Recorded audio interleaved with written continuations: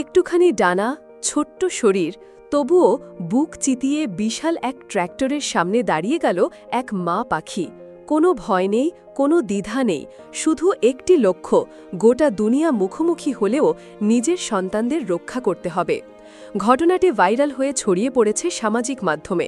একটি মাঠে বসেছিল মা পাখিটি, নিচে তার ডিমগুলো, যেখান থেকে আসবে আগামী প্রজন্ম। হঠাৎই মাঠে চলে আসে একটি ট্র্যাক্টর, কিন্তু মা পাখি জানে না এটি কি বা এর ক্ষমতা কত ভয়ঙ্কর। সে জানে শুধু এটুকু, এটি যদি এগিয়ে আসে তাহলে ধ্বংস হবে তার ডিমগুলো। তাই কোনো কিছু না ভেবেই ডানা মেলে দাঁড়িয়ে যায় সে। যা দেখলেন ট্র্যাক্টর চালক, তিনিও থেমে গেলেন। পাখির সেই নির্ভীকতা আর মমতার দৃশ্য দেখে তিনি গাড়ি থামিয়ে দেন।